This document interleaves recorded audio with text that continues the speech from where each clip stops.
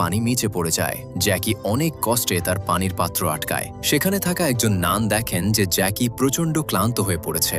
এই নানটি নিজেও একজন মাস্টার ছিলেন। তিনি বলেন, যদি তুমি মার্শাল আর্টে পারদর্শী হতে চাও তাহলে তোমাকে নিজেকে মজবুত করতে হবে আর নিয়মিত ও বেশি বেশি প্র্যাকটিস করতে হবে। তখন জ্যাকি আবার পানি আনতে যায়। দেখতে দেখতে সবার পাত্রই পানি দিয়ে ভরে যায়, কিন্তু জ্যাকির পাত্র অর্ধেকও ভরেনি। এটা দেখে মাস্টার জ্যাকিকে বলেন, তোমার মতো দুর্বল ছাত্র মার্শাল আর্ট শিখতে পারবে না, তুমি এখান থেকে চলে যাও। তখন জ্যাকি মাস্টারের পায়ে পড়ে বারবার অনুরোধ করতে থাকে যেন তাকে বহিষ্কার না করা হয়। মাস্টার তখন বলেন, যদি এখানে থাকতে চাও তাহলে কঠোর পরিশ্রম করা শেখো। তখন জ্যাকি অনেক কষ্ট করে অবশেষে সেই পাত্রটি পানি দিয়ে ভরে ফেলে। এরপর মাস্টার তাকে কাঠ কাটার কাজ দেন। কাঠ কাটার সময় জ্যাকি তার বাবার কথা স্মরণ করে যে কিভাবে সেই বদমাশ লোকটি তার বাবাকে হত্যা করেছিল। ঠিক তখনই সেখানে একজন লোক আসে যে প্রচুর মদ খেত এবং মার্শাল আর্টও জানত।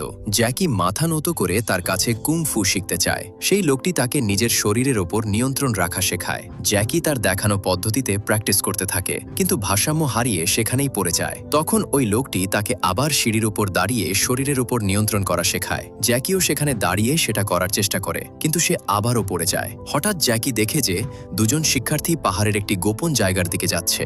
জ্যাকি তাদের অনুসরণ করতে থাকে। সেখানে একটি সাইনবোর্ডে লেখা ছিল, এখানে প্রবেশ নিষেধ। তবুও শিক্ষার্থীদের ভিতরে ঢুকতে দেখে জ্যাকিও তাদের পিছু পিছু সেখানে প্রবেশ করে।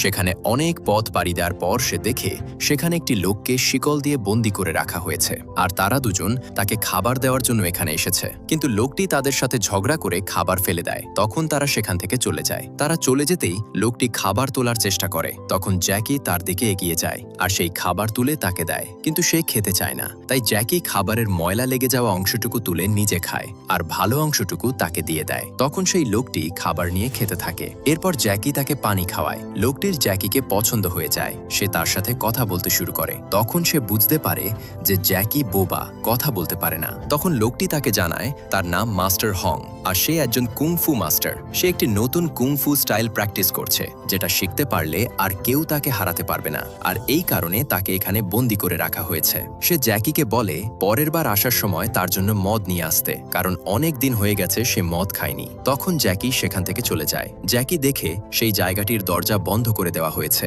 তখন সে সেখানে একটি সুড়ঙ্গ খুঁজে পায়। তখন জ্যাকি সেই সুড়ঙ্গ দিয়ে চলে যায়। পরদিন খাবারের টেবিল থেকে জ্যাকি কিছু খাবার লুকিয়ে রাখে আর ওই মাস্টারের থেকে চুপি চুপি কিছু মদ চুরি করে নেয়। এরপর সে মাস্টার হং এর কাছে চলে যায়। অনেকদিন পর মদ পেয়ে মাস্টার হং অনেক খুশি হয় আর বলে পরের বার যেন জ্যাকি তার জন্য আরো বেশি পরিমাণে মদ নিয়ে আসে। জ্যাকি তাকে সম্মতি জানায় এবং তার কাছে সে কুংফু শিখতে চায়। শাওলিন থেকে যদি কেউ কুংফুতে মাস্টার হতে চায় তবে তাকে কাঠের তৈরি মানুষের সাথে যুদ্ধ করতে হয়, যাদেরকে উডেন ম্যান বলা হয়। মাস্টার হং তাকে বলে, আমার শিকল খুলে দিলে আমি ওই উডেন ম্যানকে টুকরো টুকরো করে দিতে পারবো। আমি তোমাকে শিখিয়ে দিব কিভাবে তাকে হারাতে হবে। তুমি পরের বার আসার সময় আমার জন্য আরো বেশি করে মদ নিয়ে এসো। এরপর জ্যাকি সেখান থেকে চলে যায়। পরদিন জ্যাকি আবার ওই লোকের থেকে মদ চুরি করতে যায়, কিন্তু এবার সে তার কাছে ধরা খেয়ে যায়। ওই মাস্টার তাকে আটার গোলাতে চেপে ধরে শাস্তি দেন। এরপর তাকে রান্নাঘর পরিষ্কার করার শাস্তি দেওয়া হয়। পরিষ্কার শেষে মাস্টার তাকে খুশি হয়ে একটি ফল দেয়। জ্যাকি সেই ফল নিয়ে মাস্টার হং এর কাছে চলে যায়।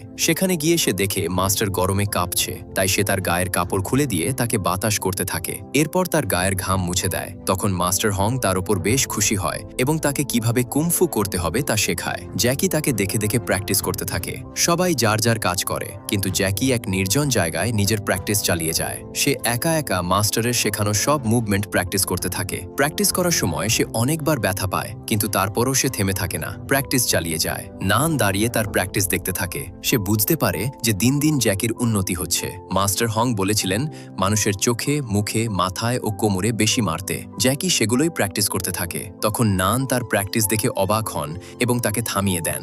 জ্যাকি নানের কাছে আসে। তখন নান তাকে বলে, আমি জানি না তুমি কার কাছ থেকে এই কুংফু শিখেছ, কিন্তু তোমার স্টাইলটা শুধু মানুষ মারার জন্য ব্যবহার করা হয়। কুংফু মানুষ মারার জন্য নয়, নিজের হেফাজত করার জন্য। তখন জ্যাকি তার কাছে কুংফু শিখতে চায়। নান তাকে একটি কাদা মাখা জায়গায় নিয়ে যায় এবং সেই কাদার ওপর কিভাবে লড়াই করতে হবে সেই টেকনিক তাকে শেখায়। জ্যাকি যখন সেখানে প্র্যাকটিস করতে যায় তখন সে সেখানে উল্টে পড়ে যায়। সে উঠতে চেষ্টা করে, কিন্তু বারবার কাদায় পড়ে যায়। এভাবেই প্র্যাকটিস করতে করতে একদিন জ্যাকি নিজেকে নিয়ন্ত্রণ করে সেখানে লড়াই করা শিখে যায়। পরদিন সে মাস্টার হং এর কাছে আসে। মাস্টার তাকে বাঁশের সাহায্যে বিভিন্নভাবে বিভিন্ন কৌশল প্রয়োগ করা শেখায়। এভাবেই জ্যাকি কখনো নানের কাছে, কখনো মাস্টার হং এর কাছে কুমফু শিখতে থাকে এবং সেগুলো একা একা প্র্যাকটিস করে। দিনের পর দিন, মাসের পর মাস যেতে থাকে এবং একসময় জ্যাকি একজন দক্ষ যোদ্ধা হয়ে ওঠে। একদিন মাস্টার তাকে বলে, এবার তোমার ট্রেনিং শেষ হয়েছে, এখন তুমি ওই উডেন ম্যানকে হারিয়ে দেওয়ার ক্ষমতা অর্জন করেছ। এরপর জ্যাকি সব গুরুকে প্রণাম করে পরীক্ষা দেওয়ার জন্য প্রস্তুত হয়। সে ভেতরে প্রবেশ করে এবং প্রথমে উডেন ম্যানদের ভালোভাবে পর্যবেক্ষণ করে, তাদের চলার পদ্ধতি দেখে, তারপর ভেতরে ঢুকে লড়াই শুরু করে দেয় এবং একটি উডেন ম্যানকে ভেঙে ফেলে। মাস্টাররা ও তার সাথীরা তার ফাইটিং দেখে অবাক হয়ে যায়। তারা বুঝতেই পারছিলেন না যে সহজ সরল ও দুর্বল ছেলেটা হঠাৎ এত শক্তিশালী কিভাবে হয়ে